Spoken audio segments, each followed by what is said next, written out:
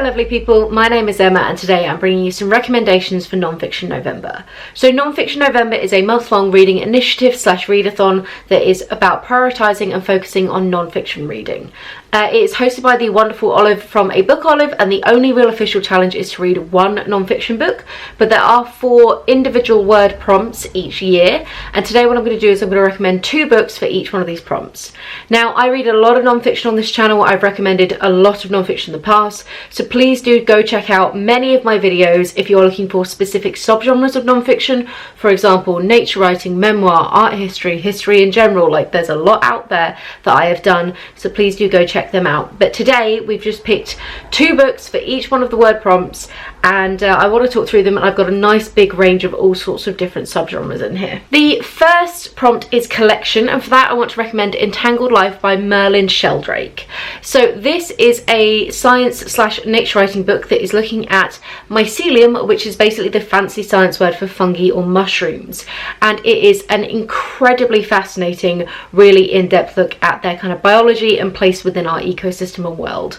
The reason why I wanted to use collection is because mycelium are very strange. They don't really have defined boundaries, and they often live in kind of symbiotic relationships with plants where they kind of thread their way through. So each kind of mycelium as such is more like a collection of cells and kind of organisms that are all interconnected, and there aren't really hard and fast barriers between.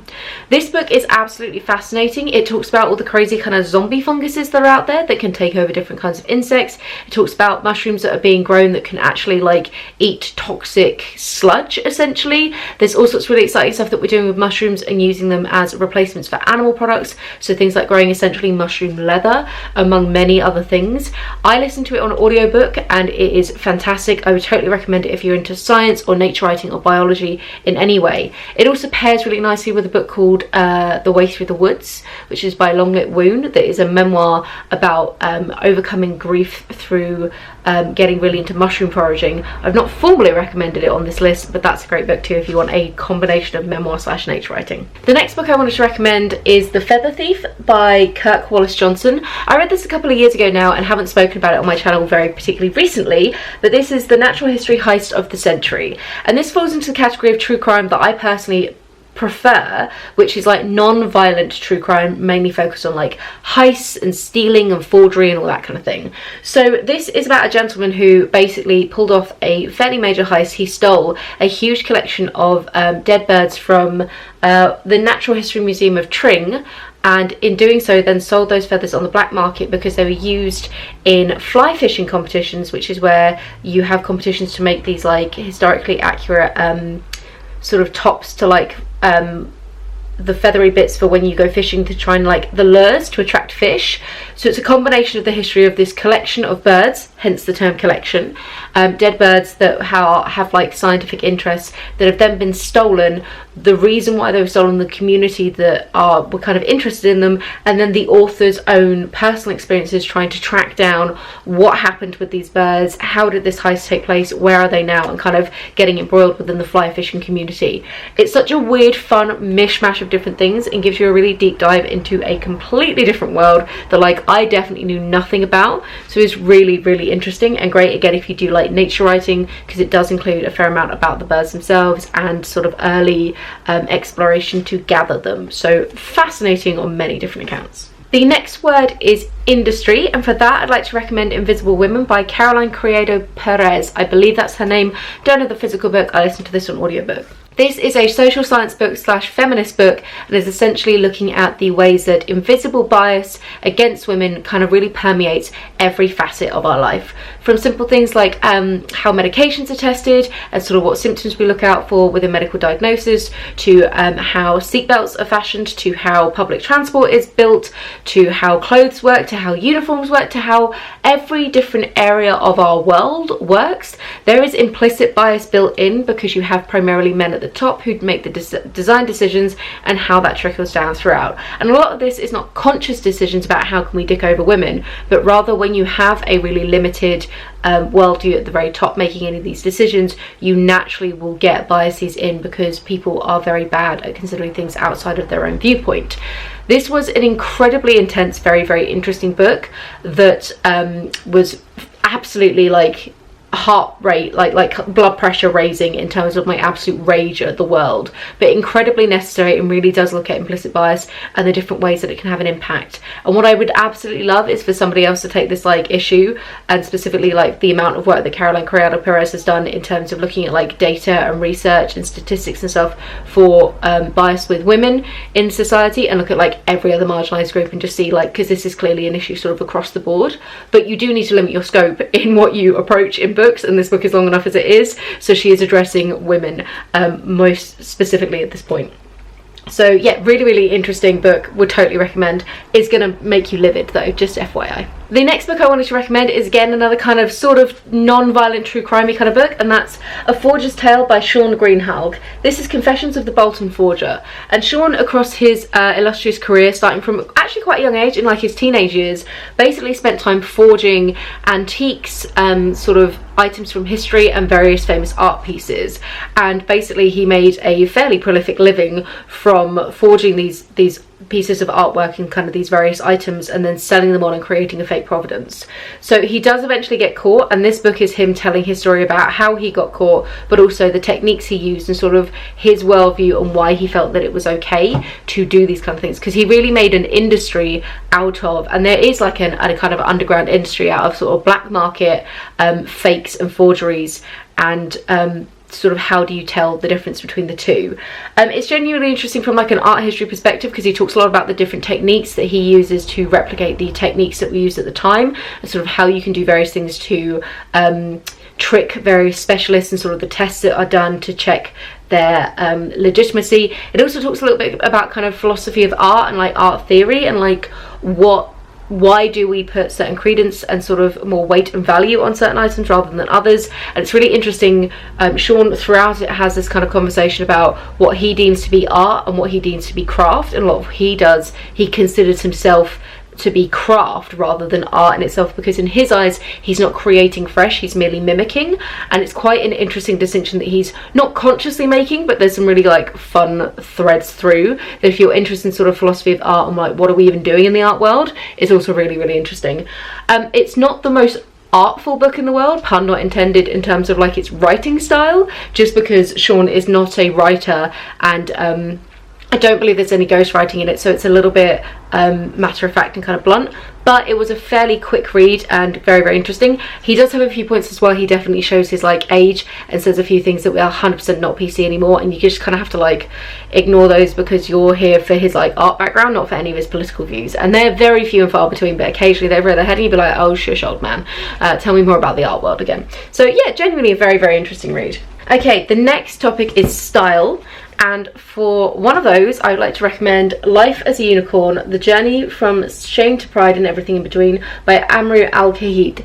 This is the story of Amrou, who is non-binary and a drag queen, who it's sort of their experiences with their gender and their identity, sort of growing through school, and how they kind of experienced the world. The reason why I wanted to mention it as style is because it does mention sort of fashion, self-expression, and sort of a like it says, like coming to acceptance and sort of pride of their own sort of self-image and what they're trying to portray to the world. There are discussions of sexual abuse in it, so it's really important to flag that. It also discusses in a quite intense OCD connected to grades and doing very well in school, so that was a really interesting conversation. But again, trigger warning if you're somebody who struggles with OCD, because I do think that this will probably flag some things for you. But it was an interesting look at a different side of OCD that I'd never really read much about before, and it's something which Amrou went to University of Cambridge, same as myself, and I can totally see a lot of the behaviours that he describes in some of my like colleagues and classmates, and sort of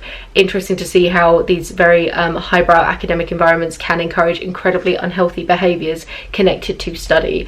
And so that was one which I definitely was nowhere near as bad as him at any point, but there were a few things that he mentioned where I was like, oh, I see shades of myself in that, and that is uncomfortable and was unexpected for a book about a drag queen.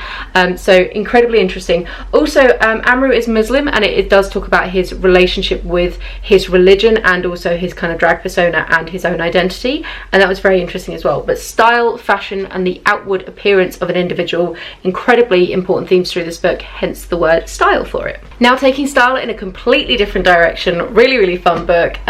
Total surprise read, and that is Kurt Angle's It's True, It's True. This is the only sport book on this list, and one of the few that I would actually recommend. Sport biographies are not hugely popular on BookTube. That is fair enough. Most of us who curl up and read the corner are not the sportiest people in the world. However, this is one that I genuinely think is a fantastic read, and I would recommend it to literally anybody. Kurt Angle is an incredibly well decorated wrestler, both in the professional and amateur world. He won the Olympics, I think twice. He's definitely got the gold, and he did it with a broken neck, and then he transitioned after finishing his kind of Olympic amateur wrestling career into the professional wrestling world. It's really interesting to look at the two different styles of wrestling and how one is about technique, technical proficiency and winning, and the other is about putting on a show, a story, and how do the kind of the baby, the heel, the interactions with the audience sort of impact what moves you're doing and how real or not it really is in the ring. So very, very interesting. Also incredible conversations about like work ethic and sort of the training required to get to that level, and sort of the nitty gritty of the sport world in general, and what it really is like to be a professional athlete. And it is incredibly introspective, incredibly well written, much better than a lot of the sport biographies. I've read a few footballer biographies primarily because of my husband Andy, and they are not particularly self-reflective, whereas this one, it feels like there is a point to this book beyond just a cash grab of being a popular sporting personality, shall we say. And then the final prompt is treatment. So one of these I'd like to recommend is The Radium Girls, I believe by Kate Moore or Kate Fox. I can't remember which Kate. I want to say Kate Moore. So, but it's here and it'll be down in the comments down below. This is about a collection of women who in, I think around the 1910s, 1920s, around that kind of turn of the century, we were using radium in many different things, but these women in particular were using radium paint to paint the numbers on the dials of watches, and with their paintbrushes they were using the lip pointing technique where you put the paintbrush in your mouth and pull it out to get a really fine line.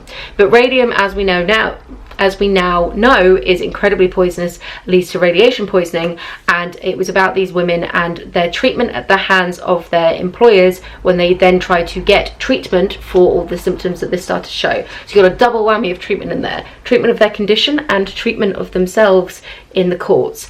It's an incredibly heartbreaking, harrowing story, very, very emotional, but very fascinating if you're interested in history in general, especially more modern history, but also history of medicine and kind of our relationships with radium, and just sort of generally interested in science. So you kind of ticking off a few different things there. And also history of forgotten voices, because they were women, they quite often got overlooked and ignored and sort of patronised and looked down on by the communities at the time, especially in the law. So it's kind of a forgotten voices history, which is my personal favourite subsection of history. Is definitely like finding out about people whose stories were not being told at the time, or not being told accurately at the time. And on an incredibly similar note, but just with a different kind of area of marginalised group, we have And the Band Played On by Randy Shilts. This is Politics, People and the AIDS Epidemic, and I haven't actually spoken about this on my channel yet because I need to do a really big wrap up for all the books that I read in my like little hiatus. But this is an incredibly impressive compendium of the AIDS epidemic, from first discovery to its analysis to then eventual treatment. The section literally goes like day by day and looks at the on-the-ground sort of roots things experienced by both the people who are contracting AIDS, but then also some of the legislation, the very sort of people working things like the CDC and the scientists who are working on this. It's huge, expansive, incredibly detailed, and just heartbreaking in so many different ways. So yeah, it's a beast of a book. I actually listened to it on audiobook. I'd really recommend that. I found that because each section, like, it jumps around a little bit in terms of like what's happening in Copenhagen, what's happening in San Francisco, what's happening over here, what's happening in France.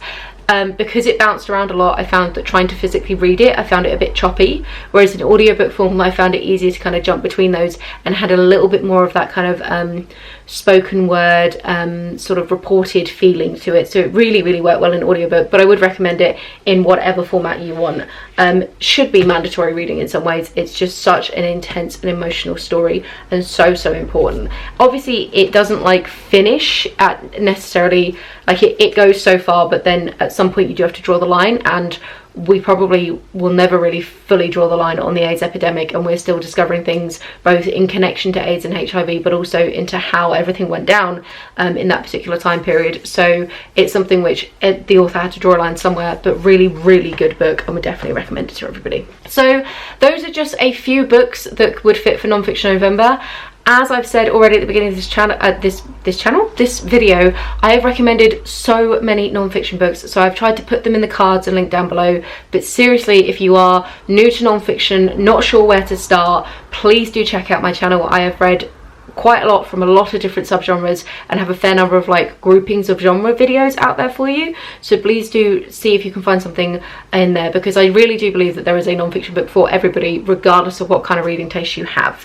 So do check out Olive's channel for the original announcement video, and you'll have wrap-ups from me coming imminently. If you have a particular non-fiction subgenre you'd like me to do a recommendations video on, please do let me know in the comments down below. I'm always looking for ideas of what people would like me to put out content-wise. So have a wonderful reading week. I hope you found some of this video helpful, and I'll chat to you soon. Bye!